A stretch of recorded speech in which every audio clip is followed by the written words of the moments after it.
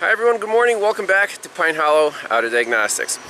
Today we have a 2017 Jeep Wrangler Rubicon. Right, Jason? Yes. This thing is decked out, and it's not just a glorified mall crawler. Jason actually uses it off-road. That's right. He said he just came back from Moab a little while ago. So this is a serious off-road vehicle. Now, the history of this thing is long. Jason sent me a whole summary. Basically, right now it runs and drives pretty well. Yep. But it sets a check engine light after about 10 miles of driving when you're going up a hill. Correct. Right, and then you kind of lose a little bit of power. Yeah, it'll actually, you hear it basically downshift, the engine will rev, and then it'll go into a check engine light at that point. Okay, so before we get into the history, the codes that are up right now, did a full health report on the Thing Tool Pros, and we have a P0390 camshaft position sensor circuit bank 2 sensor 2 and intermittent circuit bank 2 sensor 2. So that's very interesting.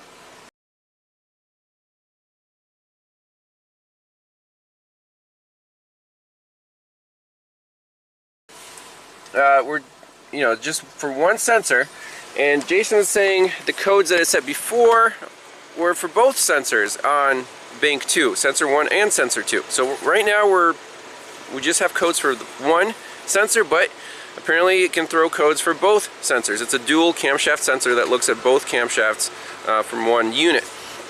I mean, the history is we have to deal with this problem right now, but I think when you bought it, it had an alternator replaced. Right, we had an alternator problem. It was running at about 14, 15 volts. It had ultimately some damage to the wiring harness as well that the dealer replaced. Okay, well let's pop the hood open and you'll show me where the harness damage was, what the other shop found, and we'll go from there. Alright, so here we are under the hood. So the alternator, this is what, the third alternator on this Jeep? And he said the whole engine harness was replaced by a dealer. Correct. Okay. And at that point, I think in the summary you said it was in limp mode, the throttle, throttle issues. Yep. And you said another independent shop fixed that problem? Right, so basically a year ago it started to present codes. We took it to actually an off-road shop at that point. They replaced the camshaft sensors. The problem continued. And they basically swapped the sensors, that same side continued. So they recommended taking it over to an actual Jeep dealer who did some diagnostics as well, and they basically said you need a new wiring harness. That's their replacement. Wow. Ultimately, we ended up actually replacing computer, which went to basically a create no start. So this thing right here. Back to the second computer. So the third one was completely useless. Okay, and that was from a different company, not the dealer. A rebuilt, right? Oh. Yeah, because there's no originals available anymore. Oh, really? For 2017? Well, because of COVID, basically. Oh, they always blame it on COVID. Right, okay. exactly. And then ultimately, had a shop do some wire room fixing. They replaced a few of the wires. The connectors on the computer were basically shot at that point. Wow. Being used so many times. Because they plugged, unplugged, plugged, unplugged. So they did some rework on that. Oh boy. And then they ultimately said, well, it's not a wiring problem anymore. It's actually, they believe it's the camshaft ring. Oh, the reluctor. Right, exactly. Okay, so they you need a new engine. New engine. So that's the current diagnosis. Yes, exactly. Needs a new engine, even though it runs smooth and right. perfectly fine. So I see the new camshaft position sensor right back there. So I replaced those 4th of July. The ones that were in there before would actually cause it as soon as you powered it on. Oh. So when I switched it back to Mopars, now it goes to the 9-10 miles before. Okay, so these are Mopar OEMs. Yep. And that was an improvement. Yes. Okay, both of them. The only other thing that I can find on the circuit is actually the temperature sensor, and we did have an issue with that once. Okay. We actually saw the temperature be about 50 degrees off from outside. We were driving. It took again about 10 miles, and then it corrected. Okay. We actually have a Mopar one sitting on the seats if we need it. All right. So my plan of attack here is going to be, since we have a code 4 Bank 2 sensor 2, is to put an oscilloscope on the signal wires right at the PCM. We'll take a look at the wiring diagram. I'm interested in, all the signals, the cam signals, and also the 5-volt reference and the ground, because those are 4 wire sensors, 5-volt, ground, and 2 signal wires. So let's hook up a scope and take this thing for a test drive, and we'll clear the codes out, and it should, according to the owner, set pretty quickly, the signal code, and we'll go from there. Okay, did a little bit of digging. So first measurement we're going to do is right at the engine computer. 2 channels, both signals coming from that dual cam sensor. So channel 1, if you look on our diagram, it's going to be on pin 61, CMP signal 4, that's bank 2 sensor 2, or the intake cam sensor in bank 2. That's the one that's supposedly intermittent, according to the engine computer.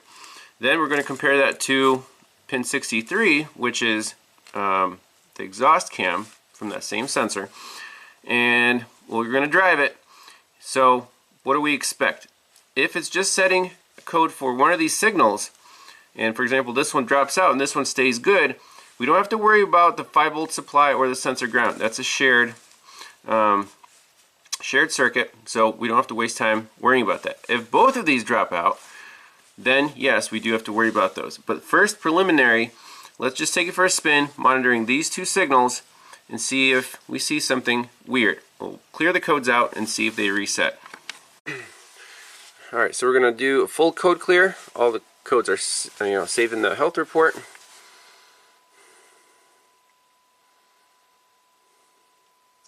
Okay, great. Now I can turn the key off. Wait for it to go to sleep. So I have the scope hooked up to those 2 channels. I turn the key back on and just start it up. We'll see if we have good signals. Alright.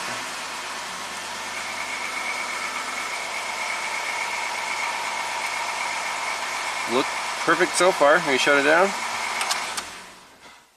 So we can record this as a known good. Make sure the signals are nice and consistent, no dropouts. We don't see anything goofy. So let me save this, and then we'll take it for a spin, and hopefully Jason can get the check engine light pop back on. Alright, so we're just cruising along here about 55 miles an hour. Boom, check engine light came on at 7 miles from the shop. I had the screen recording going here, so let's zoom in and see if there are any anomalies. It might take a little while to find the exact spot. Let's look at the scanner, see what code set. Okay, so a little more information here. So this code is the one we're worried about, P0394, not the ones that I initially thought we were going to be chasing, 345 and 390. So the 345 went away when the owner installed the OEM camshaft position sensors. So that's clear now. So we're just getting an intermittent 394, sometimes the 390. So bank 2 sensor 2 is the only sensor that's setting this trouble code. So now we got that out of the way. Let's see the actual criteria. 394 sensor intermittent bank 2 sensor 2. How long does this glitch have to be for the computer to pick this up? So here, monitor and set conditions. Set conditions. With the engine running, the PCM acquires and locks in on a pattern for this camshaft position sensor signal. If the CMP sensor signal pattern changes between unlock and lock at least 4 times during a period of 8 crankshaft revolutions, a fault is set. Crazy. So the signal pattern changes between unlock and lock at least 4 times during a period of 8 crankshaft revolutions. How do we determine that with a scope? So I'm trying to grab duty cycle frequency just to see if we can pick out this glitch. So I stopped the recording a few seconds after Jason said, hey, my check engine light's on and the transmission shifted funny. So, you know, is it possible to go in here and pick out a glitch that happened during 8 crankshaft rotations? That would be pretty hard. You know, you could waste a lot of time doing that. We need to approach this a little bit differently. I'm thinking is, since let's see, we're talking about the bank 2 sensor 2, which is, let's see, is that the exhaust or the intake? Bank 2 sensor 2. We can always go back to our info. Bank 2 sensor 2 is the intake camshaft. So we could also scope the bank 1 sensor 2, or whatever, the other intake camshaft sensor. And those waveforms should line up exactly because the computer is doing the same thing to bank 1 and bank 2. And then we can just line these up and say, hey, you know, it doesn't match up right here. That will be pretty clear. So I think what we'll do now is reset the codes again, we'll run the scope again, and if it triggers right away, we'll try to catch it again, but we need to approach this in a different fashion. Alright, so here we go. Let's see, can you just stop for like 30 seconds? I just want to see where it stabilizes. So we're plotting exhaust cam 1 and 2, and then intake cam 1 and 2. Now what do we notice here? It's interesting that intake cam 1 is minus 5 degrees, intake cam 2 is plus 1. And I know from experience that these things will set codes if we're even slightly positive on this, on that data pin. Okay, so we're minus like 0.1 or 2 degrees. This is bank 1, this is bank 2. Now Jason, was any internal engine work done? Like, was the valve cover ever taken off? Not that I know of. Not that you know of? Okay.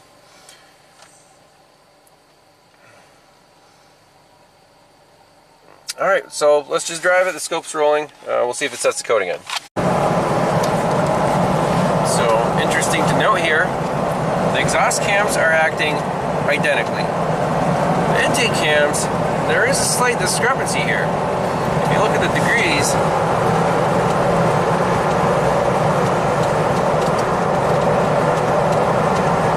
so the intake cams will be phased positive when we're actually under load going up a grade.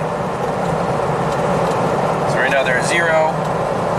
And this is the kind of the EGR effect. The exhaust cam's retarded. But once we hit a little grade, and Jason pushes the accelerator a little more, we'll see the intakes phase. And I think that's when the code is setting, is when the intakes are advanced. So a little slight grade coming up. There we go. Yep, we're at 38 degrees. 19 degrees. Now we're back to 0. So we'll cruise on this road until the check engine light pops on, and we'll see it on the scanner too. Well, we should. It'll disable the VVT, and hopefully we'll catch something interesting on the scope. So looking at live data, bank 2 intake is always about at least 5 degrees showing, you know, advanced compared to the bank 1 cam. I think that's going to be our issue. That's my gut feeling. This is a mechanical problem. It's not electrical. The signal never drops out. It just is right in that zone where it passes the cam crank correlation test initially, but then as you're driving at just at this load, you know, when the camshaft's advanced, it's like, hey, we're not quite right, and it sets a circuit code, which is poor programming. It makes the diagnostician go on a rabbit hole. But with the scan data, we'll make it right here, and the scope, you know, this right here is just screaming at me. Why is there a 5 degree difference between the intakes and the exhausts are, you know, within like 1 degree? Right now when they're phasing, see, that's at 6, this is at like 16. It's 25, 19, 29, 23.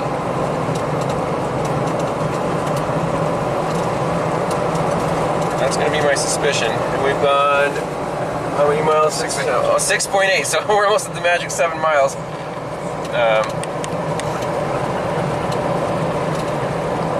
You know, we'll go around the block one more time. If it sets, then fine. If not, we'll kind of go from this data.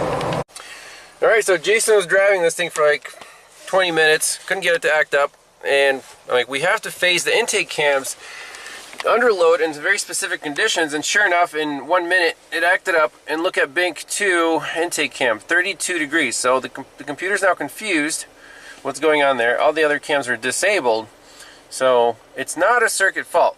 This is a camshaft position mechanical fault. And on the scope, I'm going to save the last 5 frames here, but we'll be able to reproduce this in the shop, just doing a cam crank correlation. But I think the intake on bank 2 is over advanced by whatever 5 or 6 degrees, and it's just right on that threshold where it's going to set this code. So, turning the engine on and off, reset the cam positions.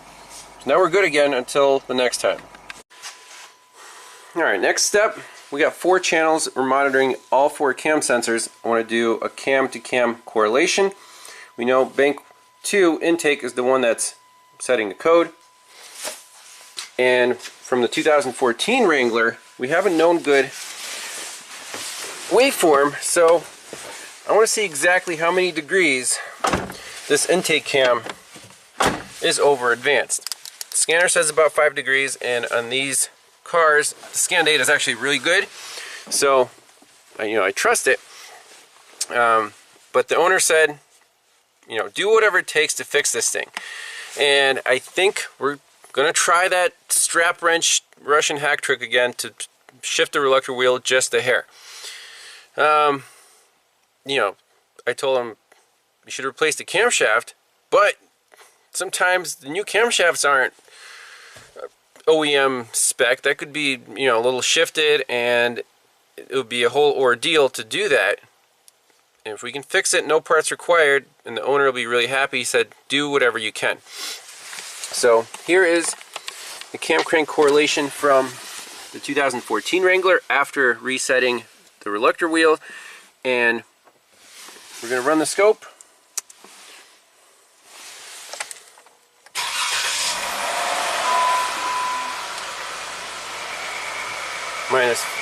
So it's phasing him now. I don't know why, but we should probably disconnect the oil control solenoid so the cams are in the locked state. Like, I don't like -14 and -6.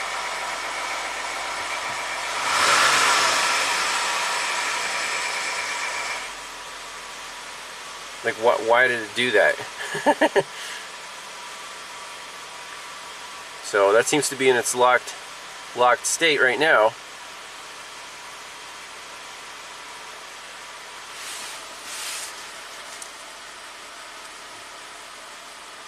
So I'm going to take one screen capture in its locked state. I'm going to shut it down. Take a look at scan data. So, looking at this data. So the blue trace is our suspected problem child.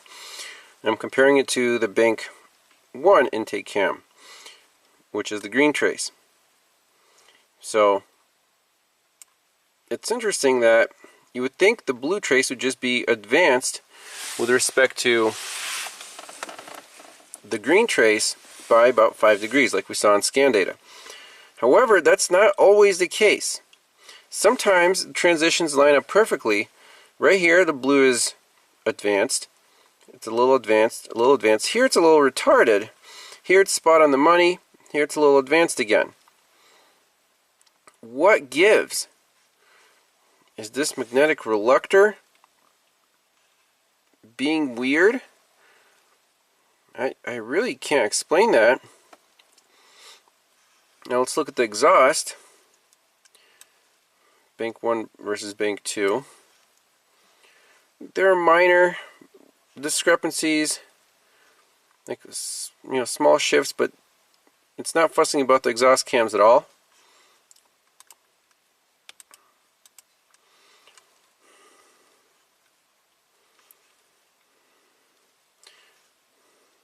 Like there, the blue is advanced for sure, but sometimes it's not. Like right there, the pulse is just shorter. Again, the pulse is shorter.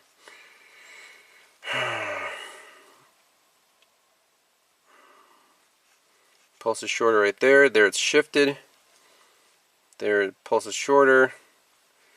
Pulse is a little shifted. So from this capture, you can't say that, hey, our intake on bank 2 is advanced 5 degrees. There's no way. It's kind of sporadic. Maybe that's why it's setting this other code, circuit code, because the pulses are a little weird. So what we could do is pop out these cam sensors and swap them around and see if the data on the scanner changes at all, because even though these are OEM, Chrysler, whatever, Mopar sensors, they could have differences. I want to see if the problem moves with the sensor, because the owner did not do that yet. He just said he put in the OEM sensors and he has this code left. This code wasn't there before. I don't think he was having other issues, because the first shop apparently took his original cam sensors that worked fine in attempts to solve this ongoing issue. So let me do that. That's a quick thing to try. We'll see if the data changes, and I'm hoping we don't have to take this valve cover off and do anything weird with the reluctor wheels. Alright, so I got the 2 dual cam sensors swapped bank to bank. Let's run it again with scan data and the scope. So let's roll this, fire it up, see if there's any substantial difference. We'll wait until it stops rattling there.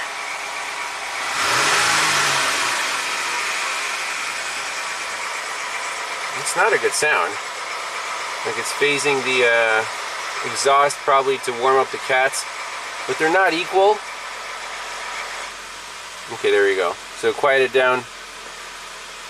-3, -1, -4, +2.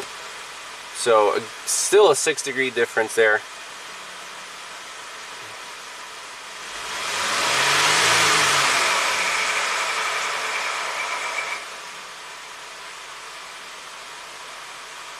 Okay, so no change swapping the cam sensors around. Just looking at our scope, same exact story. The blue trace bank 2 intake cam, some of the pulses are significantly narrower than the green trace. You can see how, like, that's quite a few degrees. We can measure that, but that's just not correct. And then the computer is basically, it's right in that threshold. If the pulses get, the width changes enough, it'll set a circuit code versus a correlation code. I guess that makes sense. This is not what we saw in the other Wrangler. The other one, there was a direct shift. Here it's kind of, the widths of the pulses are not consistent. If you go, wave to wave, like a whole cycle, let's see if we can find a repetition here. Like that's a little too short, that's too short, that's too short. But the rising edge seems to be okay. So how do you explain that? Is it an air gap issue? There's really no way it can be an air gap issue, because the cam sensor is fixed in position, with the bolt, it's centered. The cams can't really move. The reluctor can't really move. Is it possible that there's some like debris or metal paste on these magnetic reluctors that's causing these transitions to shift a little bit? That is possible. What I'm going to try to do is take out that cam sensor just on bank 2 and somehow, slowly turn the engine over while holding a paper towel on that reluctor and get all that crap off of there. I just peeked through the hole. There is some of that gray junk on there, just to rule that out, and then we'll see what the data looks like after we do that. Cam sensor's out. Looking at the reluctor wheel with a mirror, and you can actually see it pretty clearly right there. See those gray stripes on the reluctor wheel? Those are just little metal particles stuck on the magnet, and that can definitely offset our transitions of those pulses. So I'm going to get a little paper towel in there, wipe that off, either crank the engine with it disabled or just turn it over by hand. I can feel, let's see, let me try to wipe some of that off. Yep, there's the cam. They're almost like steps. You can see that gray paste. There's quite a bit of it. So let's try to clean those up, see if that changes anything with our data. So I found the starter relay, pins 30 and 87, so 30 and 87. So let's just connect some jumpers to here so we can crank the engine over from where we're cleaning the sensor. So don't try this at home. I'm going to turn the engine over with my finger in the hole, and I can feel the cam sensor very well. I'm just going to wipe it off with my glove. Okay, ready?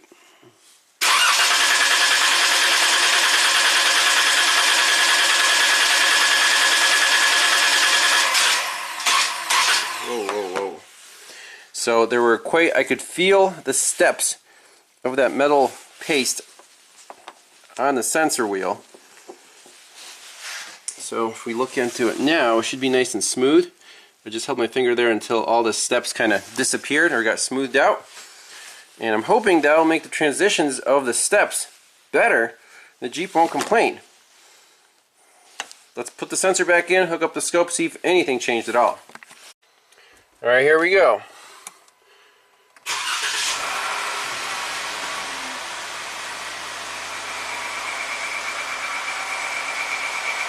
Probably no difference. Dang it! Is that reluctor slightly shifted? Well, we'll see on scan data if the pulses are any different. Let me restart that. Wait until it goes into its happy mode here. There we go. Now they're locked in. It's still 1.3 positive minus 4.5, so about 5 or 6 degrees difference there.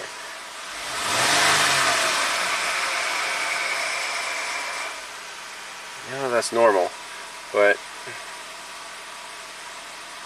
let's take a look at the scope. So cleaning the reluctor wheels made absolutely no difference. The blue steps are still narrower than the green ones all the time, and especially on the falling edge they're quite a bit out of spec. So does this thing need a new camshaft? Oh man, this is a tough one. I mean, let me put in some rulers here.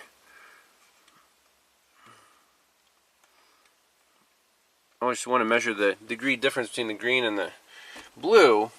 You know, would shifting the reluctor work in this case if the pattern itself, if the steps aren't the right width? That's my question. Do we want to say we want to try this hack and charge the customer for several hours of labor just to find out we actually need at least a new reluctor wheel, obviously a new camshaft?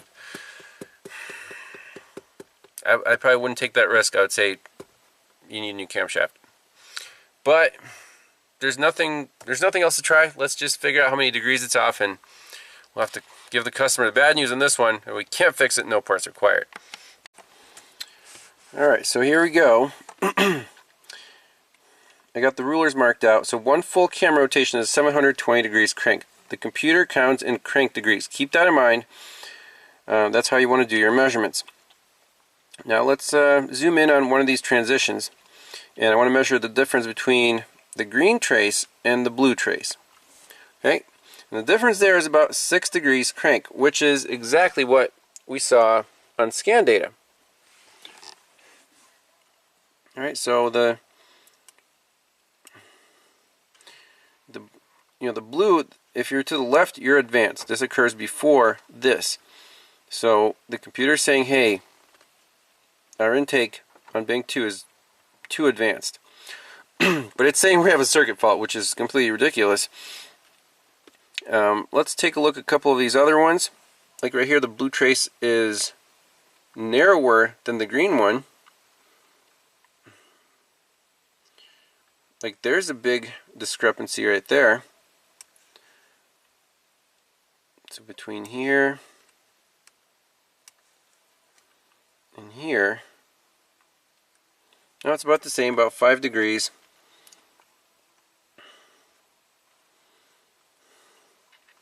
So if those pulses are all 5 degrees shorter in duration than the green, that's not good. We can measure the duration here of this blue pulse.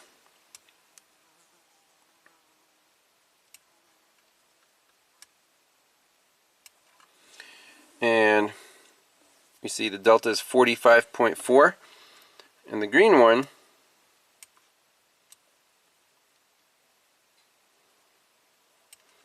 $49.5.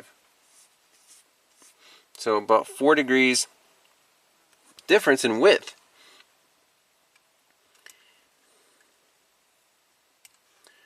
Let's measure the difference between this one, about 23, and the blue one is only 19 or 18, about 19 to 23. So 4 to 5 degrees. Each pulse is narrower than on the green. Let's measure the 2 exhaust pulses.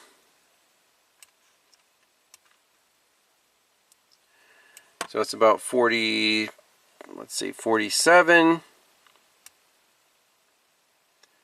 The red one is about 48. The green one is about 48. 49. The blue one, 44. That's the odd man out. That's what this computer is fussing about. Something's wrong with that reluctor wheel. If it's not shifted, it's just the magnetized portions have a shorter duration. How do you explain that? And swapping cam sensors didn't change anything. And the bolt, threads right in, so it's not like nothing's shifted mechanically. It's just the magnetized parts are either got weaker somehow. Bernie Thompson might know, but this is pretty consistent. Each blue square is shorter in duration than the other 3. That's why the computer's freaking out. Now it's close, so it doesn't freak out right away, but it's saying, hey, we can't lock this into the crank position, whatever, pattern. Pretty crazy. Wouldn't you camshaft fix this? I mean, that's the only thing it could be. If it comes with a new reluctor properly pressed on, then yes. But how do you explain this phenomenon? Like, what happened to cause this, or is it just happened on its own? No one's been inside this engine. It's not like an aftermarket cam's installed, I don't think. The owner said everything's original. The valve covers have not been off this engine. That's the story I heard. Now, is that true? Maybe, maybe not. So that's it for this one. That's the diagnosis. Once the owner figures it out and has it repaired, then we'll make a follow-up. But unfortunately, couldn't get this one, no parts required.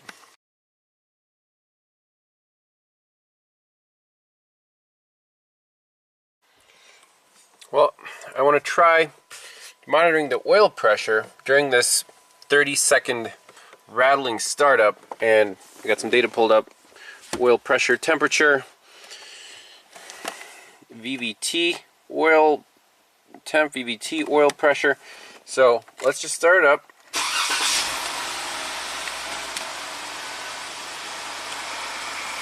Here comes the rattle.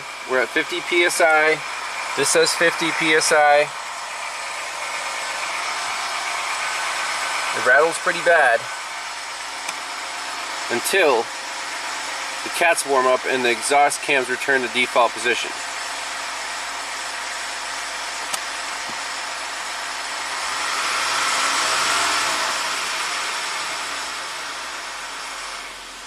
There it goes, perfectly quiet now.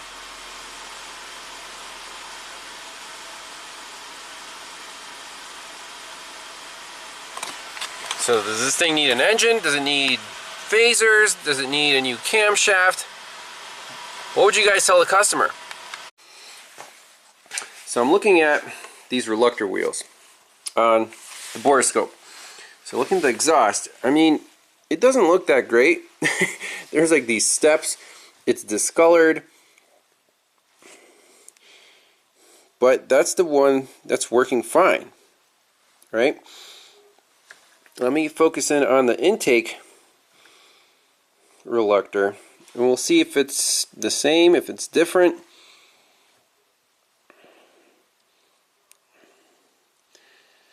Oh, I don't even know what to say.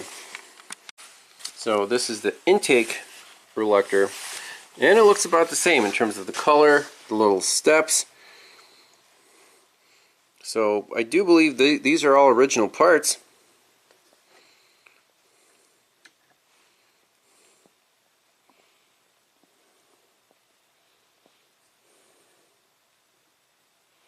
How would those magnetic transitions shift to make the pattern basically right on the edge of that criteria? So the high steps are just shorter by 6 degrees crank than they need to be. All of them, consistently. How do you explain that? It can't be an air gap problem because the cam sensor lives right here in between. Right here. There's the little pedestal. There are the two reluctors. That's the exhaust. That's the intake. You can't really mess this up. You know, the gap there and the gap there have to be that's just machining. Can't really shift it one way or the other.